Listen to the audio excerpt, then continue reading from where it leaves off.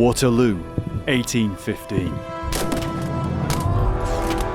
One of the most decisive battles in history, and one of the bloodiest. Napoleon's final bid for glory as the Emperor of France. Destroyed at the hands of Wellington and the Allies.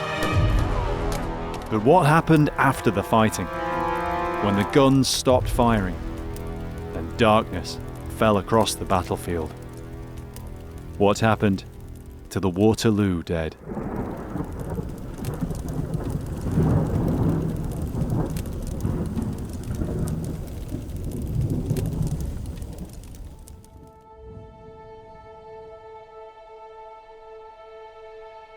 The battle took a single day.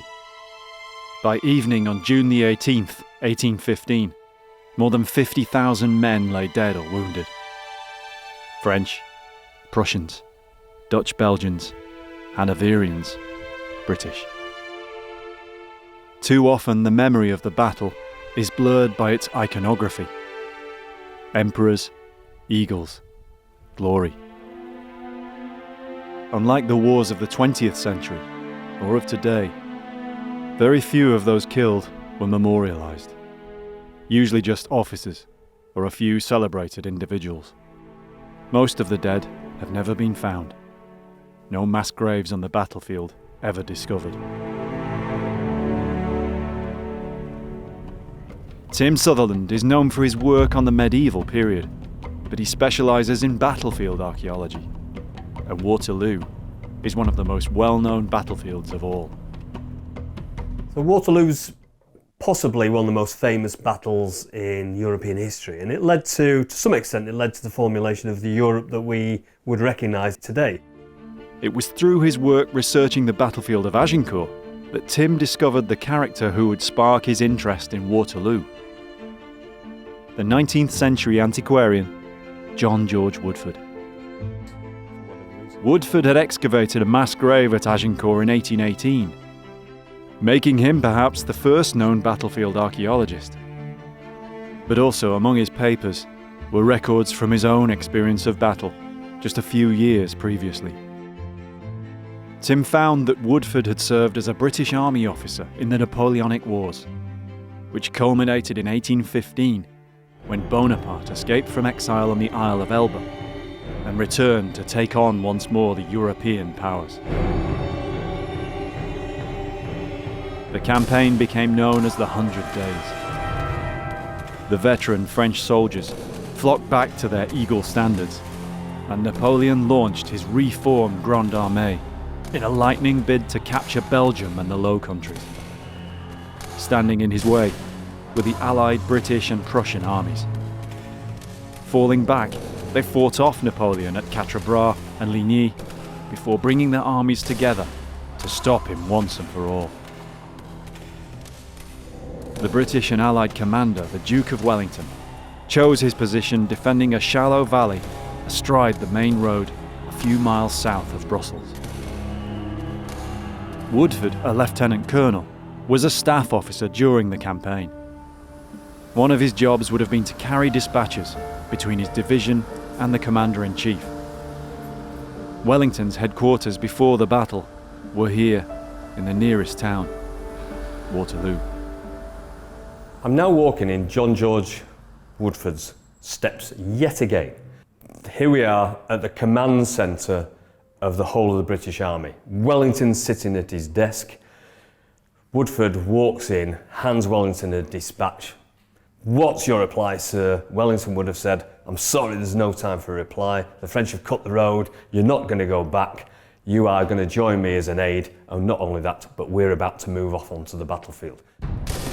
All day, Wellington's 68,000 men held out against repeated attacks from Napoleon's 73,000. Finally, in the early evening, the French Imperial Guard, the most feared troops in the world, were defeated, and with them, their emperor.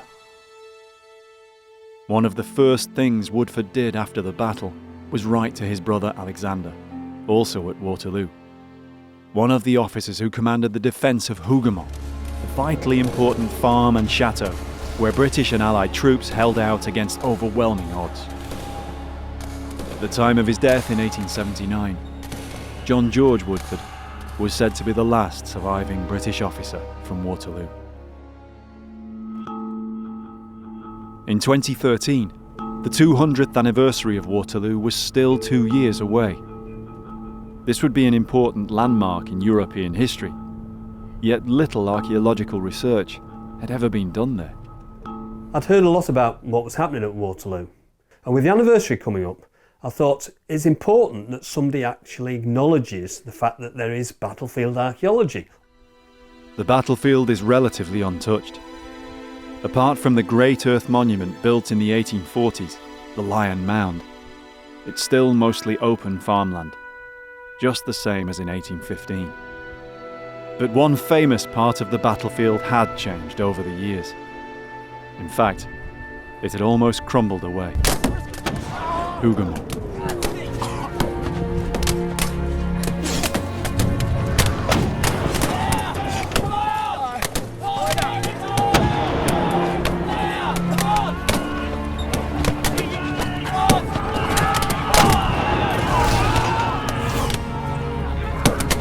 At least 600 men are thought to have died in the fighting here. The farm and buildings had always been one of the most evocative parts of the battlefield to visitors. They seemed hardly to have changed since 1815, but by the early 21st century they'd fallen into disrepair, and with the passing of the last tenant farmer, had become virtually derelict. It was alarming enough to cause a group of people to take action. Project Hugomont was formed to protect, preserve, and hopefully restore the site. There was a lot of talk about renovation at Hugomont Farm, in that they wanted to put it back into a stable condition, but nobody was talking about the archaeology of the farm at the time. Project Hugomont faced a challenging enough schedule to have the site ready in time for the bicentenary. But the proposal of an initial archaeological survey helped with their remit to broaden the understanding of the site, and was approved. Tim and his team from the University of York prepared to go from medieval to Napoleonic and headed to Waterloo. When they got there, they were taken aback at how quickly things were moving. When I arrived on site, it was evident there was huge amounts of activity. There were people rebuilding things, there was new roofs going on, new windows, etc. But it was alarming that there was no archaeological work apparent on the site at all. One of the problems is that it's a huge piece of land, and so what we thought we'd better do is target specific areas, analyse those in detail, hopefully get some more information and work our way forwards from that point. The team used a variety of remote sensing methods. Geophysics specialist Helen Goodchild uses magnetometry and earth resistance in selected areas to sample the ground conditions. It's never been attempted here before, so no one has any idea if it will reveal archaeology from the battle in 1815 or the entire time frame of the site's occupation. This area was an ornamental garden. Surviving accounts describe the area at the end of the battle, littered with the bodies of dead soldiers. It's possible traces of the original features might remain. The team also use another technique, one that helps encompass wide areas of the large site quickly. With so much development going on, there's no knowing what might change by the time they're able to return. They need to capture large amounts of data quickly. Photogrammetry is an important tool because it uses, for example, a series of images you can glue together to produce something like a 3D image. So, for example, we wanted to record parts of the farm buildings. We wanted to record the gardens and the walls around the gardens. One question regarding Hugomont's story is what happened to the hundreds of dead known to have been left here after the fighting. Yet there are clues. After the battle, many artists travelled to Waterloo, some within a few weeks or even days. Some of them sketched the area around Hugomont, and so these might be a useful source of information for archaeology. Old prints and images are a fantastic and useful source of information, especially when it relates to human remains and bodies. We can see people burying the bodies after the battle. Sketches and prints show disposal of the dead outside Hugomont's gates. At the south gate, a burial pit perhaps. At the north gate, possible evidence that bodies were cremated.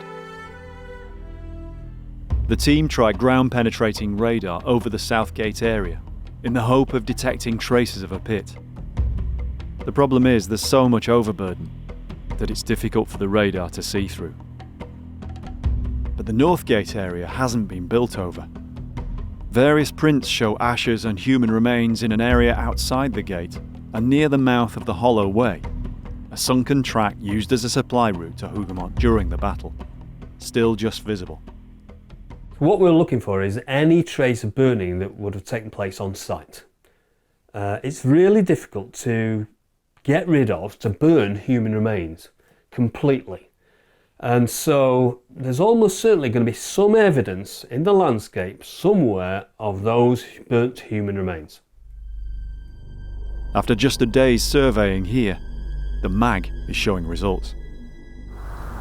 Basically, because we've got these extremes of the dark and the light, that's showing that it's really, really magnetic here. Whether that's some sort of ditch that's been filled with material that's either decomposing or reacting in some chemical way to make it more magnetic. The data from the first ever survey of its kind at Hugomont is encouraging. The geophysics show traces of the ornamental garden, unseen for at least a century, perhaps more. The photogrammetry has captured a high-resolution digital snapshot of Hugomont partway through the restoration, covering the garden and buildings and the entire perimeter of the wall held by Wellington's troops, all before traces of the battle are removed forever by building work. It's the North Gate data that's most compelling. Areas that could be organic deposits, tree boles perhaps, or areas where something has been burned. One thing that's evident from this survey is that just outside the North Gate there's been an extensive amount of burning. We don't know when this burning dates to. It could relate to the few days after the battle when in and around some of these areas there were huge numbers of people that were burnt in large pits. Overall, I was really happy with the initial results, but of course they were very limited. We needed to get back out there and get some really good results over a much larger area. After seeing the initial geophysics results in June 2014, Project Hugomont UK commissioned further work to widen the survey.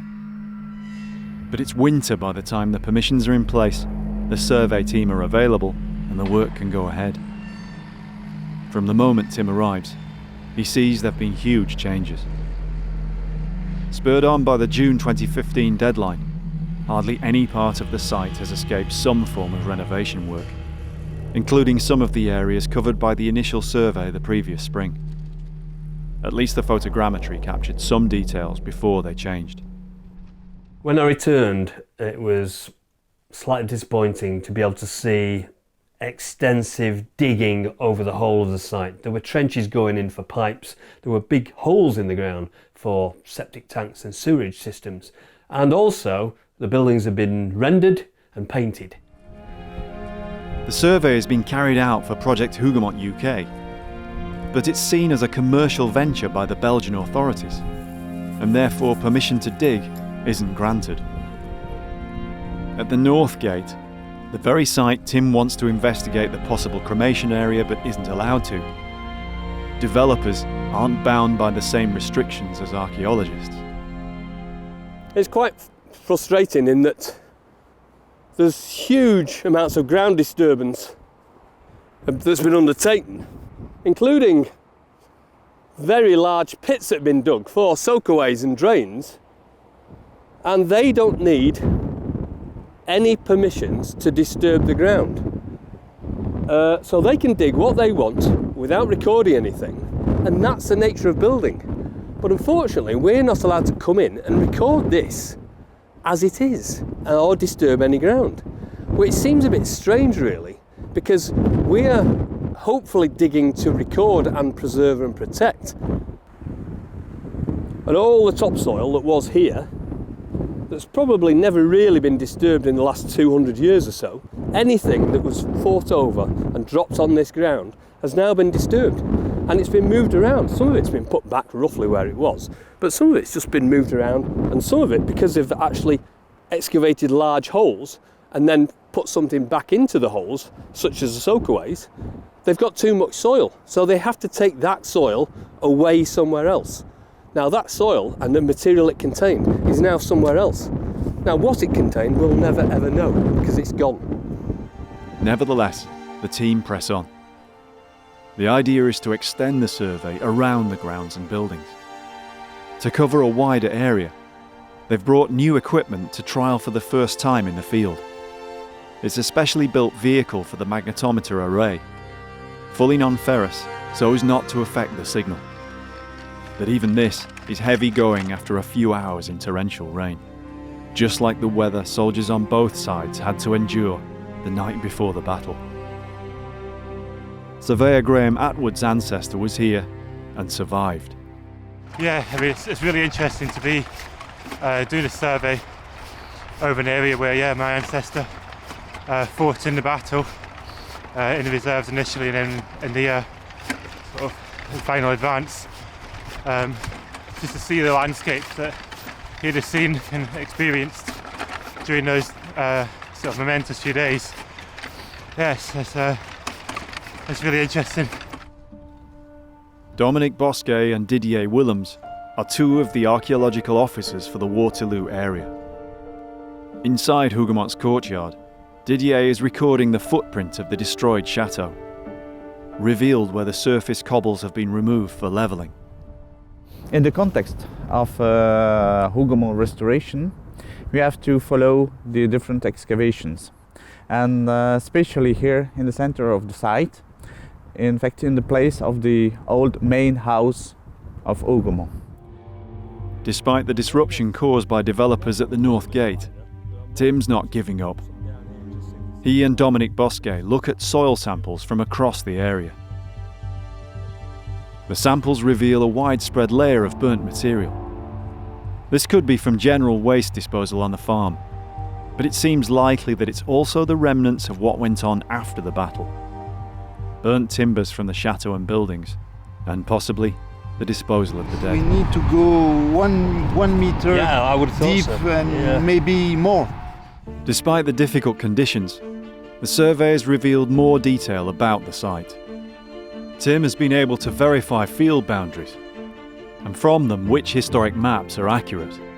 He's also found trackways through the now vanished wood of Hugomont, and another across the entire site, perhaps earlier than the farm itself. There are also more heavily magnetic anomalies that could indicate other areas of burning. One characteristic dominates the data. All areas show a dense covering of ferrous metal, fragments of iron and steel, a reminder of what happened in these fields 200 years ago. It's not only Hugomont that's seen extensive building work in the run-up to 2015. Massive redevelopment elsewhere on the battlefield has brought huge amounts of earth moving. Yet even so, hardly any archaeology relating to the battle has been found. Just one skeleton, buried alone, not in a mass grave of the kind Tim's been looking for. Dominic Bosquet oversaw the excavation. They moved the car park for the bicentenary. They put it along the highway, and we've done test trenches on 10% of the total surface of the parking, and we found a body in one of the trenches. We opened 130 trenches, 2 meters wide, 10 meters long, and we found, well, I was very surprised to find only one. And that was the one with the bullet in his chest? Yeah. The round shot in That's his chest? the one, yes, Yeah. yes.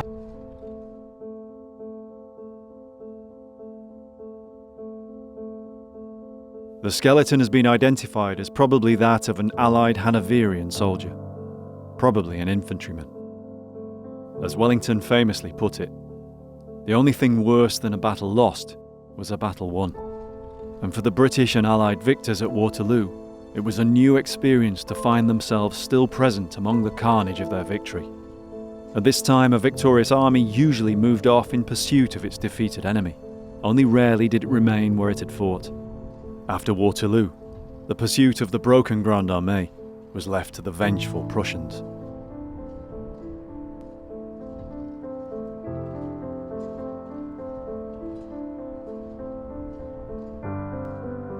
Many survivors wrote about their experiences after the battle. Most, even veterans, had never seen a battle so intense, nor with so many casualties. One was Captain Mercer of the British Royal Horse Artillery. Author Paul O'Keefe has researched extensively this period after the fighting, the moment many historians turn the page and move on to later events. For many thousands of men on the evening of June the 18th, 1815, the story of the battle now became one of shock, bewilderment, fear, and agony. Mercer's battery of guns, G Troop, spent the climactic hours of the battle on the lip of the British and Allied ridge. From here they fired at the French cavalry attacking them up the hill, often at point-blank range. By evening, they were exhausted.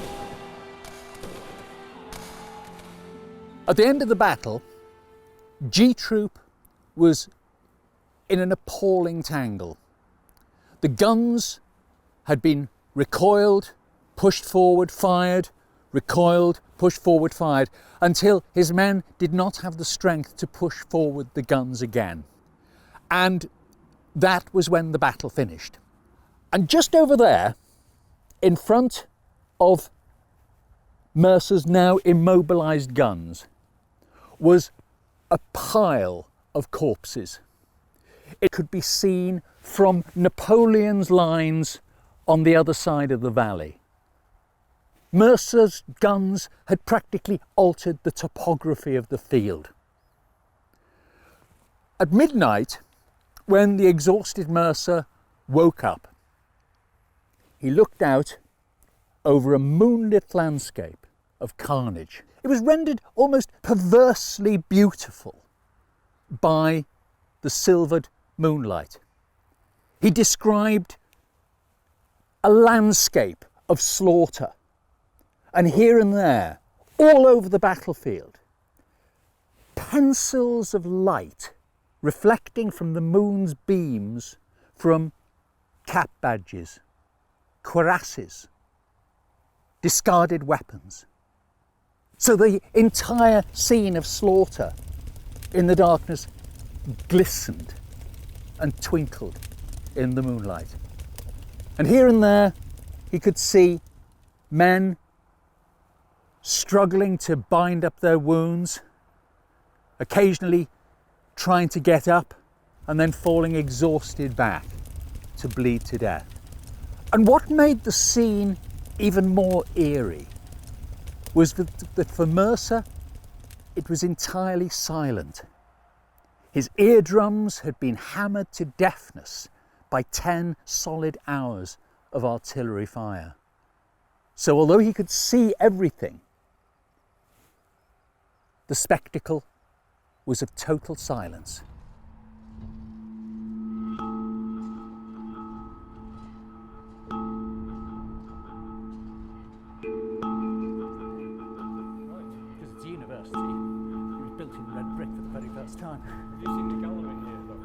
Mercer's memoir contains a record of perhaps one of the first burials among the guns of his battery on the ridge. He left an account of waking up on the morning after the battle, and the first person to come to him is one of his men, and he says, "Permission to bury Driver Crammond, sir." And Mercer says, "Well, why Driver Crammond specifically?" And the reply is, "Because he looks so frightful, sir. The men have not had a wink of sleep for him." And Driver Crammond had been hit by a round shot which had taken away most of his head, but left his face still attached to the ragged remains of his neck. And the eyes of Driver Crammond had so spooked Mercer's men that they'd been unable to sleep all night. Mercer's crew just couldn't sleep for the sight of this absolutely appalling sight. And it's almost as if in microcosm that stands for all the other ghastly sights of the battle. All across the battlefield that morning, the survivors took in the scale of the previous day's slaughter. Veterans were saying they had never seen anything like this battlefield. The Battle of Leipzig was a much, much bigger battle, but it was fought over an area of about 20 miles over 3 days. So we're talking about something that's really condensed. Congested slaughter. This is the actual field of battle. The action took place over 5 square miles. Which is very small, really. Very, very small. 5 square miles and upwards of 53,000 dead and wounded at the end of it all.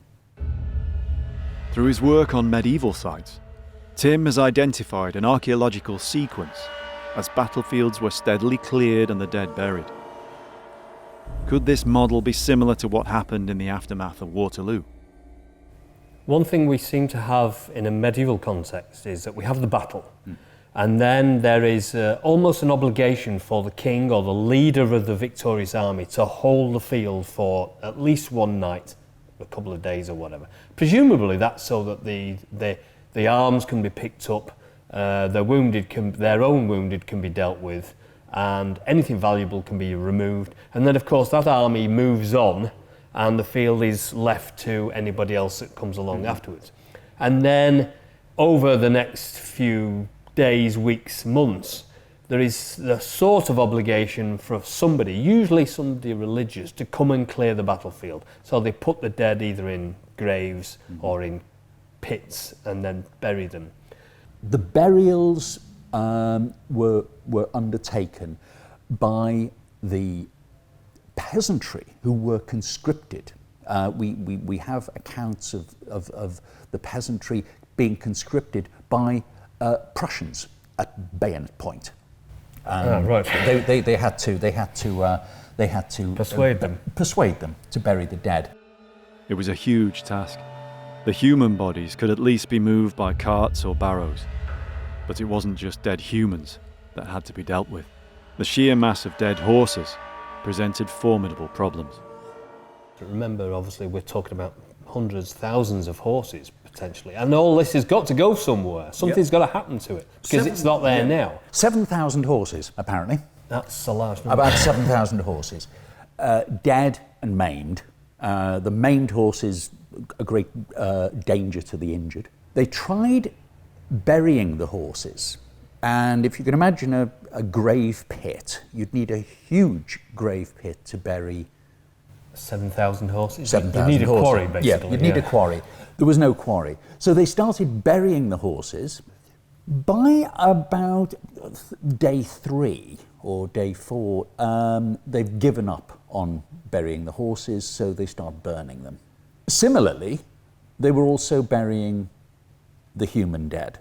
Now, what would normally happen, and which happened at Waterloo, was the bodies would be stripped naked, and all the valuables would be taken either by the local peasantry or by the survivors of the battle. A lot of the looters were British soldiers. Of course, there were people around the periphery of the battlefield almost pillaging as the battle's still taking place, including soldiers and hangers-on. There's a famous account of when General Picton was shot from his horse. He'd no sooner hit the ground than one of his own men was rifling through his pockets, grabbing his spectacles and his watch.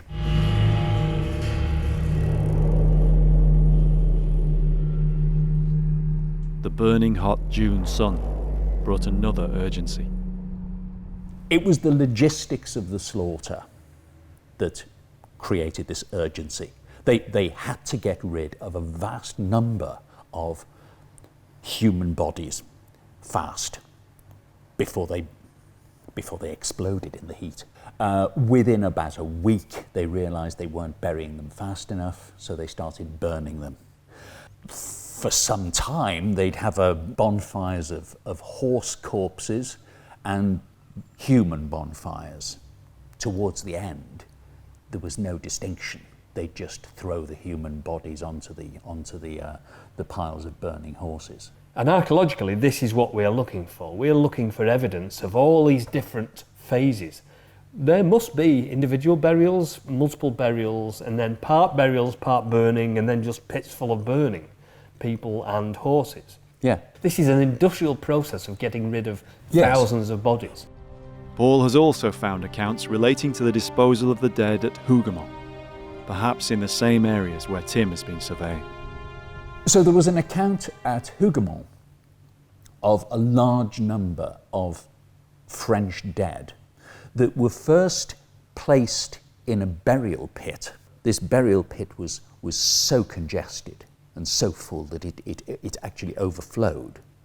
And then they laid wood on top and set fire to it, which, when you think about it, it's the wrong way around. It's the wrong way around. And what you had was the top part of the pile was reduced to ashes, but down below was all this cooked flesh.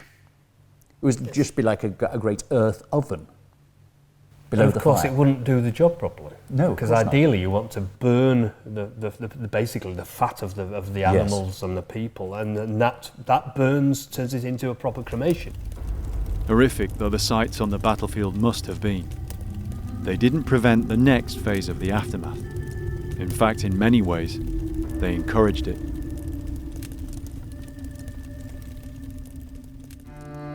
La Belle Alliance was an inn on the main Brussels road, Napoleon's command position during the battle. By evening it was clogged with traffic and debris as the survivors tried their best to escape. In the days after the battle, La Belle Alliance became a magnet for another wave of incomers. Tourists. There was one group, they called themselves the Brentford Lads. They'd come over from London and they'd heard about the stench of the battlefield, so they armed themselves with snuff and they took onto the battlefield on the day they visited from Brussels 2 pints of brandy just to get them round the field. They, of course, went to La Belle Alliance and they had a meal there. They didn't like the food. They said that the bacon was yellow and rancid, and one of them suspected it had been actually cut off dead bodies. They were very, very thrilled as the harvesters went through the cornfield to find a severed leg looking very fresh still. They also found, sticking out of one of the burial mounds, a decaying hand. And they assumed it was a Frenchman's hand. And they took 2 fingers off and took them back to London, pickled in spirits. There were others too for whom the presence of dead bodies was an incentive to visit the battlefield. Liverpool's Victoria Gallery and Museum has a collection relating to Waterloo. But its most unique artefacts aren't the usual trappings of battle. Even into the 20th century, dentures were sometimes known as Waterloo teeth. But it wasn't just a nickname. The dentures in this collection are made from real teeth, from the skulls of real soldiers dead in the mud at Waterloo. 1815 wasn't the first time this happened. Through his research, Paul has explored the truth behind this legend. Teeth had been collected from battlefields for many years before Waterloo. It was said that at Leipzig, when all the Prussian soldiers that were killed there were straight out of military academy, and the French were all raw levies, and they hadn't got old enough to stain their teeth with tobacco. And this was the great harvest of Leipzig. That was 1813. The rise in interest in medical science in the early 1800s led to a steady demand for cadavers for dissection. But also as sugar became more common, there was an even greater demand for teeth. These men were body snatchers, resurrection men, come over from England following the Allied armies, Wellington's armies across the peninsula. There's a story of a man encountered on the borders between Spain and France in 1814, and he said to a surgeon, "Oh sir," he said, "let there just be a battle, and then we shall have no want of teeth. I'll pull them as soon as they're knocked down." In 1815, the tooth collectors were waiting in the wings for just such a battle. Immediately after a battle, they would go in and they would just pull teeth. They would collect teeth, take them back to London, sell them to dentists. The dentist would then put these real teeth into plates of ivory, hippopotamus ivory, walrus ivory, elephant ivory. They only took the incisors and the canines, only the bits of the teeth that showed when you spoke. Even in the American Civil War in the 1860s, when teeth were still being drawn and used for dentures in England, they were still known as Waterloo teeth. Yet there's hardly any documentary evidence for the practice having happened at Waterloo. Paul has tracked down the only record. There is only one account, documentary account, of the taking of teeth from the battlefield of Waterloo. And this is an officer who, a couple of days after the battle, was riding past a mass grave. On the side of the mass grave, piles of naked bodies. And all he heard at first was the clink of metal on metal, of a small hammer on a small chisel. And he noticed a group of what he described in the casual anti-Semitism of the time as a group of Russian Jews chiseling out the front teeth of the bodies before they were thrown into the grave. All he heard was the clink, clink, clink of hammer on little chisel.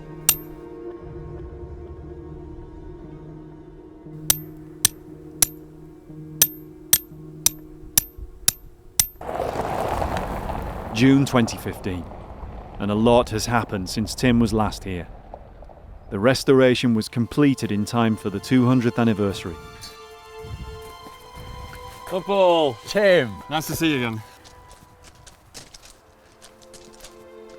So far, none of the archaeological surveys has revealed the exact locations of cremation or grave areas around Hugomont.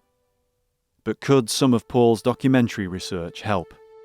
Over the last couple of years, what we've been doing is been looking at the archaeological evidence of where the potential burials were. We know that potentially there were some near the North Gate and there were some outside the South Gate. All the evidence is not conclusive, and so what I was wondering is there any historical evidence that you've been looking at that will take us further, the next step on? Well, there are quite a lot of accounts of tourists visiting Hugomont, but there are two I can think of that actually talk about the graves and the burning of the bodies in Hugomont, and they possibly give us a clue as to whereabouts in the Hugomont estate this happened. So this is tangible evidence that they're looking at that time. Yes. Do we have any clue about where these pits were or where this evidence was? While Hugomont's chapel is virtually unchanged since 1815, the adjoining chateau burned to the ground, leaving the courtyard open as it is today. Beyond, on the north side of the enclosure, there were outbuildings which were badly damaged during the battle. So much so that they were pulled down in the weeks or months afterwards. Retracing the Reverend Rudge's steps, Tim and Paul try to recreate what he saw. One source is a Reverend Mr. Rudge who visited the field of Waterloo a few days after the battle. Right. Okay? He visited Hugomont, and he says, in one of the outbuildings, of which the roof and wall were nearly destroyed, was a large room in which the bodies of some hundreds had been burnt. And he says that their ashes yet smoked. And I am sure I speak without exaggeration when I say that the ashes of the dead were in this place 3 feet deep. So there's 3 feet of ash in a large room in this ruined outbuilding. Semi-demolished building. Yes. Yeah. We know that the outbuildings that were destroyed was the main barn and those two buildings along the eastern wall of the chateau. Now, obviously, the main barn has been renovated, as we can see it now. It's all back to normal, and as far as we know, they never found any human remains in the footings of those. Right. Okay. Well, the second source is from Robert Southey's journal. He arrived at Hugomont from La Belle Alliance with his party, one of whom was a Mr. Nash, an artist. Mr. Nash made a first sketch just to the left of the gate, and he made a sketch of the chapel. Yes. His second sketch was probably from about where we're standing now. Okay. And he made a second sketch from the door of the chapel, Okay. comprising the interior of the ruins. So presumably the interior of the ruins is what this empty space we're We've got looking the at. chateau in front of us, and Yes. we've got the ruined buildings of the whole farm in front of us now. That suggests that this is actually inside the courtyard. Yeah. Now, everybody else has been looking outside the courtyard, and this is a significant historical document. The way we look at it now, we've got our back to the chapel. If we look down, there's only one way to look, basically, through the ruins of the chateau itself and down onto the ruins of the barns, in which case that suggests that somewhere in that corner is where they've been burning the dead and potentially burying them. And of course, that's where there is nothing now. No. There is just a blank open courtyard. Could this explain why the outbuildings were never rebuilt? For years afterwards, it may have been remembered as an area where bodies were burned. Perhaps even why, decades later, trees were planted here, inside the courtyard. Now we end up with a completely different interpretation to that which we started out with. After 18 months, 2 years of quite thorough archaeological investigation, we've now got somewhere significantly interesting that potentially I'm standing on the site of where they might have burnt the bodies. And in terms of where we started off, I think this is fantastic because it's got us somewhere, and it does look now as if this is the place where some of the bodies were burnt within this derelict building just after the Battle of Waterloo. The only way to tell for sure will be through archaeology.